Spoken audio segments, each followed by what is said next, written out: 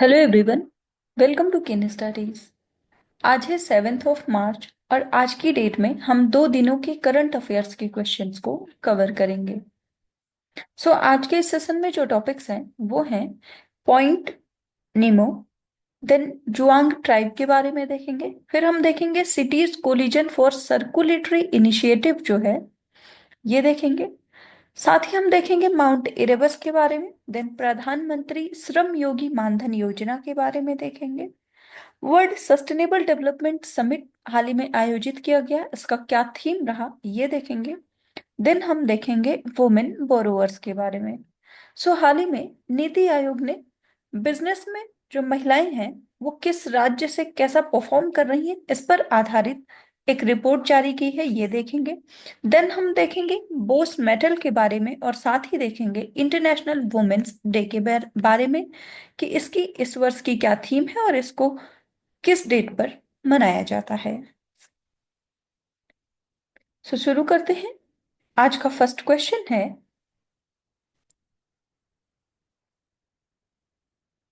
Consider the following statements about point निमो। यहाँ पर पॉइंट निमो से संबंधित कुछ कथन दिए गए हैं जिन पर आपको विचार करना है। फर्स्ट स्टेटमेंट है, पॉइंट निमो is the point in the ocean farthest from any land, also known as the oceanic pole of inaccessibility. And second, due to its remote location, it is a designated spacecraft cemetery where decommissioned satellites and space stations are intentionally crashed. और यहां पर आपसे correct statements पूछे जा रहे हैं। आपको बताना है पॉइंट निमो से संबंधित यहां पर कौन से ऐसे स्टेटमेंट्स हैं जो कि करेक्ट हैं।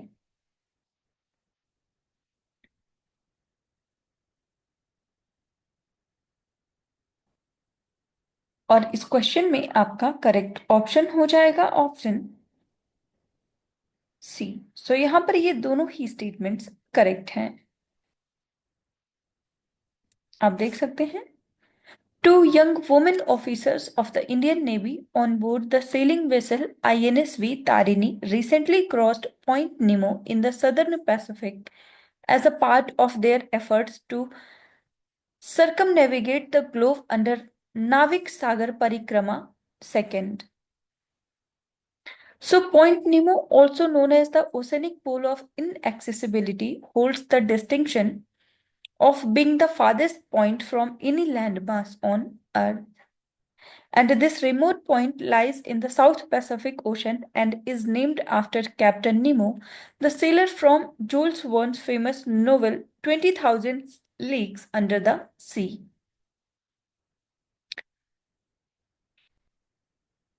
इसके साथ ही पॉइंट निमो की अगर हम और बात करें तो it is situated approximately 2688 kilometre from the nearest land mass. And this isolated point is famous for its extreme remoteness, with the closest human presence often being aboard the International Space Station orbiting above. आप ध्यान रखेंगे point निमो जो है ये लाई करता है south Pacific ocean में। बढ़ते हैं नेक्स्ट क्वेश्चन की ओर। Juang tribe is primarily found in which state. अभी हाल ही में काफी चर्चा में रही है। आपसे यहाँ पर जुआंग जनजाति के बारे में पूछा जा रहा है कि ये किस राज्य में पाई जाती है। आपके ऑप्शंस हैं केरला, तमिलनाडु, ओडिशा या फिर महाराष्ट्र।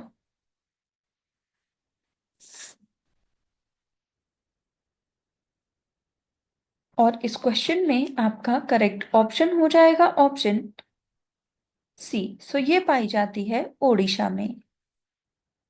आप देख सकते हैं, National Human Rights Commission sought an action taken report from the Kyujhar district magistrate on alleged human rights violation of the Juang tribe. It is one of the 13 particularly vulnerable tribal groups among 62 tribes in Odisha. And as per the 2011 census, Their population is around 50,000 and they are mainly found in Kyonjhar and Dhenkanal district of Odisha. They speak the Zhuang language, part of the Munda family within Aust- Austro-Asiatic languages. So the Zhuangs are known for their strong clan structure and kingship organizations. So Zhuang के बारे में बात करें तो Zhuangs were originally known as Patuas because of their traditional leaf skirts, and they claim to be the first humans on Earth. They have a strong belief in ancestral spirits and ghosts, and they also celebrate festivals and feasts related to hunting, harvesting, and collecting jungle produce. So they were originally shifting cultivators, but some have moved to settled agriculture. And they are skilled at making decorative combs and tobacco cases. So they collect leaves from the forest to make baskets and leaf plates, which they sell in the market. तो आप ध्यान रखेंगे जुआंग tribe जो है ये ओडिशा में पाई जाती है। बढ़ते हैं नेक्स्ट क्वेश्चन की ओर।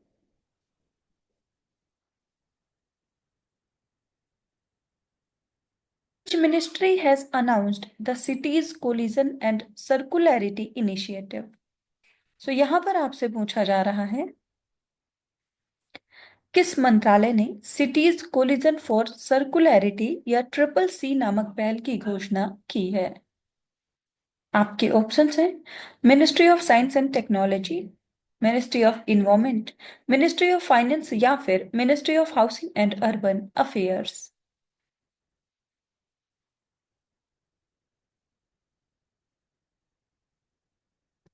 और इस क्वेश्चन में आपका करेक्ट ऑप्शन हो जाएगा ऑप्शन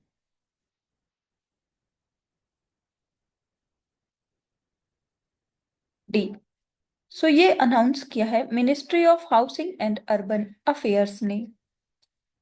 आप देख सकते हैं the union minister for housing and urban affairs announced the Cities Coalition for Circularity and it is a global alliance promoting city to city collaboration, knowledge sharing and private sector partnerships.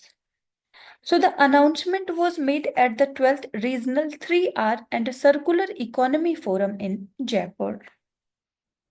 So this 3A aims to boost resource efficiency and support a low carbon economy, and it will enhance cooperation among policymakers, industry leaders and researchers.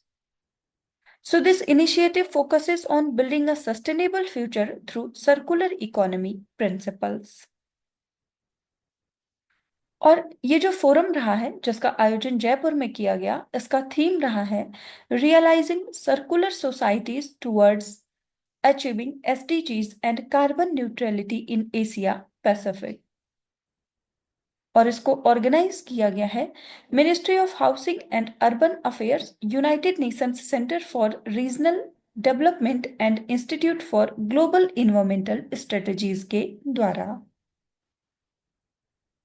So it will adopt the Jaipur Declaration, जो कि एक non political non binding commitment है that will guide the next decade of efforts towards resource efficiency and sustainable urban growth. और Jaipur Declaration जो है ये होगा 2025 से 2034 तक के लिए। सर्कुलर इकोनॉमी की बात करें तो it is a system where materials never become waste and their nature is regenerated. बढ़ते हैं नेक्स्ट क्वेश्चन की ओर। Mount Erebus which was seen in the news is located in which continent?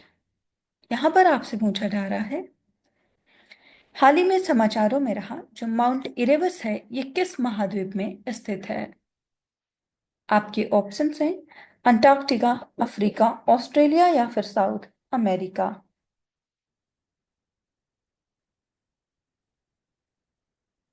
और इस क्वेश्चन में आपका करेक्ट ऑप्शन हो जाएगा ऑप्शन ए। सो ये स्थित है अंटार्कटिका में। आप देख सकते हैं Beneath Antarctica's Mount Erebus, volcanic ice caves hover thriving microbial life, offering insight into potential life on alien worlds. So, Mount Erebus is the southernmost active volcano located on Ross Island in Antarctica, and it was discovered in 1841 by Sir James Clark Ross and named after his ship Erebus. So, its summit stands at 12,448 feet, making it the second tallest volcano in Antarctica. And the volcano has an active lava lake continuously active since 1972 with small strombolian eruptions. तो आप ध्यान रखेंगे, जो mount Erebus है ये Antarctica महाद्वीप में पाया जाता है।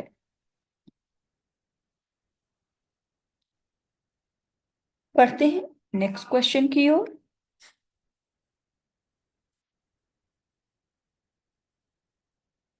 प्रधानमंत्री श्रम Yogi Maandhan Yojana is administered by which ministry. So यहां पर आपसे पूछा जा रहा है प्रधानमंत्री श्रम योगी मानधन योजना जो है ये किस मंत्रालय द्वारा प्रशासित है। आपके ऑप्शंस हैं ministry of finance, ministry of commerce and industry, ministry of law and justice या फिर ministry of labour and unemployment, ये ministry of labour and employment.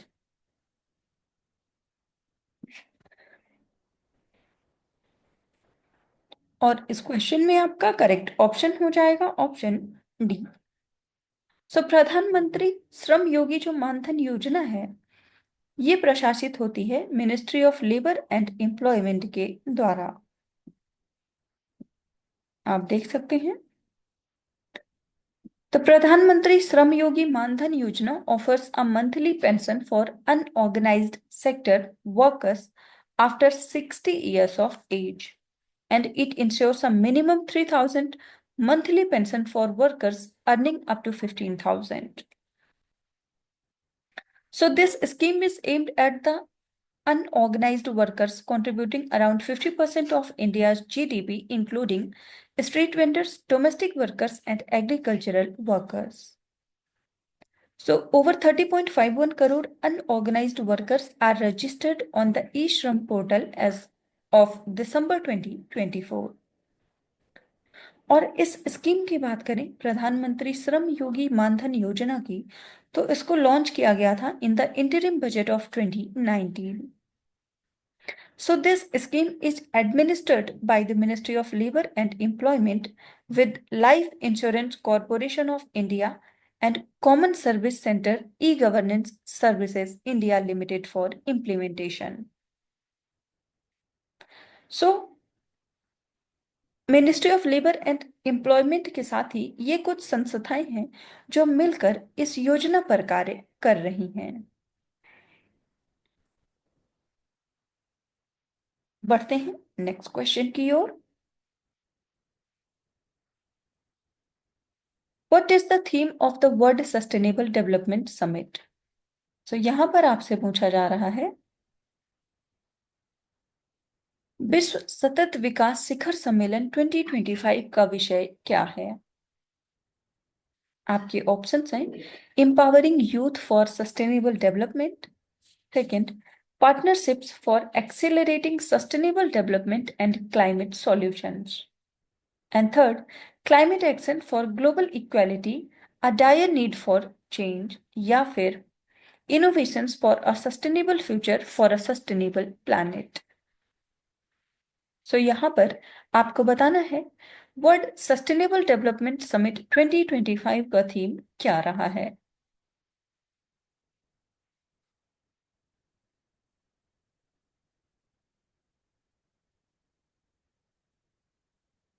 और इस क्वेश्चन में आपका करेक्ट ऑप्शन हो जाएगा ऑप्शन बी। सो इस वर्ष की थीम रही है partnership for accelerating sustainable development and climate solutions. आप देख सकते हैं The theme of the World Sustainable Development Summit 2025 was Partnerships for Accelerating Sustainable Development and Climate Solutions. So the theme focused on accelerating sustainable development and finding innovative climate solutions through global partnerships. The summit was organized by the Energy and Resources Institute, जिसे हम टेरी के नाम से जानते हैं, and it was attended by the key leaders from India and other nations. So it emphasized India's role in global climate action, especially through initiatives like the International Solar Alliance and Mission Life. The summit also advocated for greater financial and technological cooperation from developed nations to support the global south. International solar alliance की बात करें तो इसको form किया गया था 2015 में to promote solar energy and collaboration among solar rich countries. So India has taken a leading role in promoting the global shift to renewable energy. इसके साथ ही मिशन लाइफ की बात करें तो उसको लॉन्च किया था प्राइम मिनिस्टर नरेंद्र मोदी ने to address climate change and to promote a sustainable lifestyle.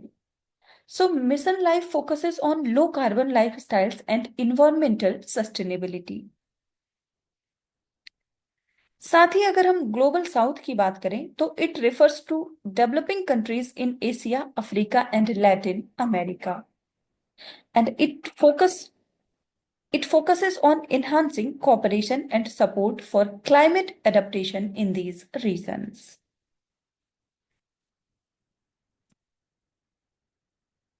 बढ़ते हैं नेक्स्ट क्वेश्चन की ओर.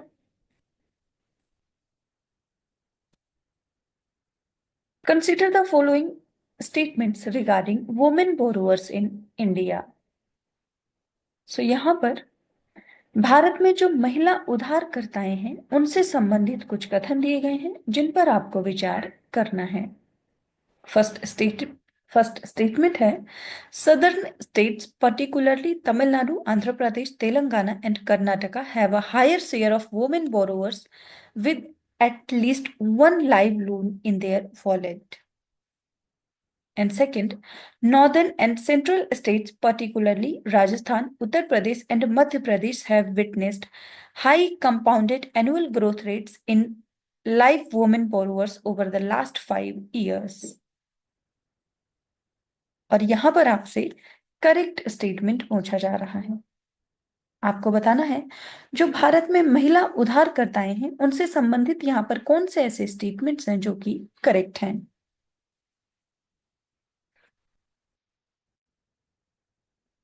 और इस क्वेश्चन में आपका करेक्ट ऑप्शन हो जाएगा ऑप्शन सी. सो यहां पर ये दोनों ही स्टेटमेंट्स करेक्ट हैं. आप देख सकते हैं. So, a report titled From Borrowers to Builders, Women's Role in India's Financial Growth Story by Niti Aayog, TransUnion, CIBIL, and MSC highlights the increasing participation of women in India's credit ecosystem. So, according to this report, southern states, especially Tamil Nadu 44%, Andhra Pradesh 41%, Telangana 35%, and Karnataka 34% have a higher portion of women borrowers with active loans compared to the national average of 31%. इसके साथ ही Maharashtra, Tamil Nadu, Karnataka, Uttar Pradesh and Telangana accounts for 49% of all self-monitoring women borrowers. And the southern region has the highest number of women self-monitoring their credit scores with 10.16 million women as of December 2024. And Tamil Nadu has the highest credit flow to women with 21.12% of total advances going to women entrepreneurs.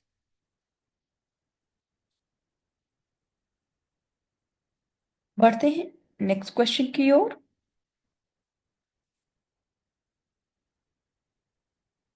The term Bose metal recently seen in the news refers to which of these?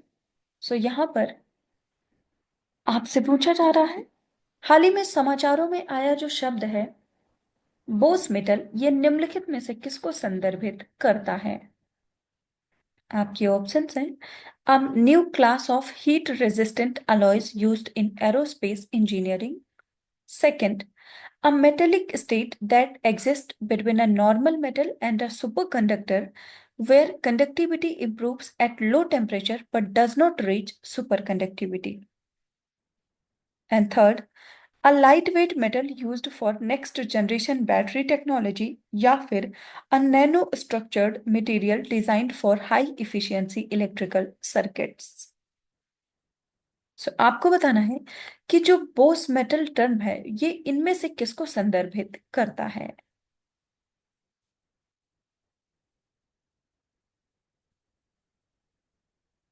इस question में आपका correct option हो जाएगा option B.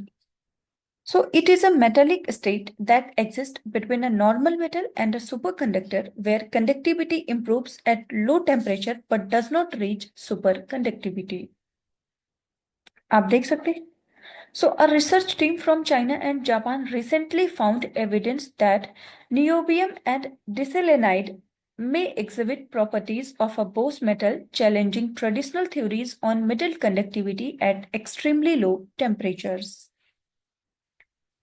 So a Bose metal is an intermediate state between a normal metal and a superconductor where conductivity increases at low temperatures but never reaches zero resistance.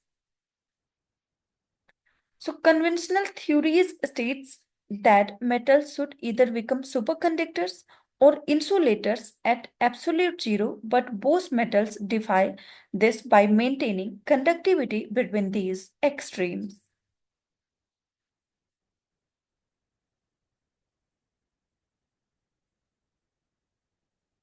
बढ़ते हैं next question की ओर।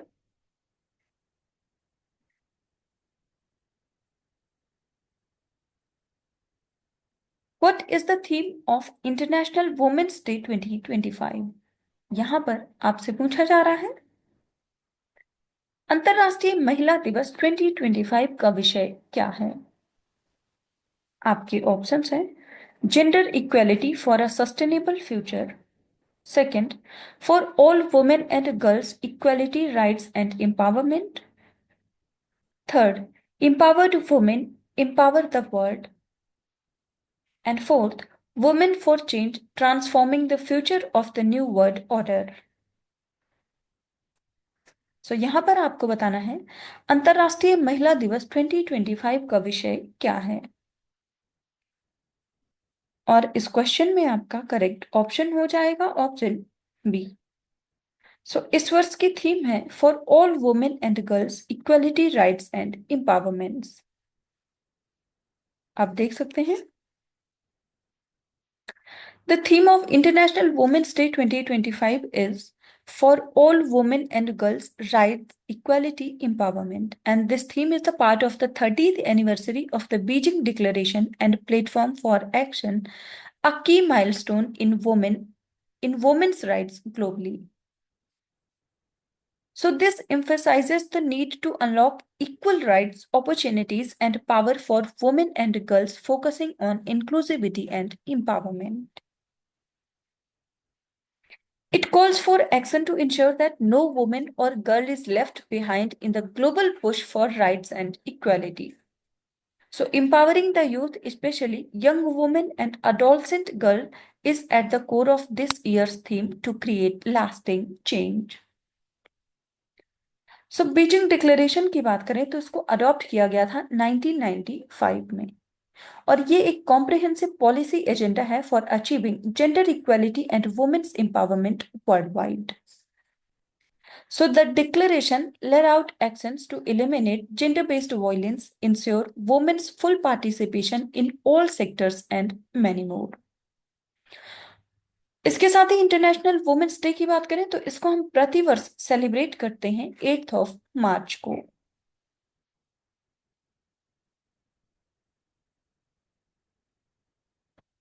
आज के current affair session में इतना ही। Thank you for watching. Do like share and subscribe.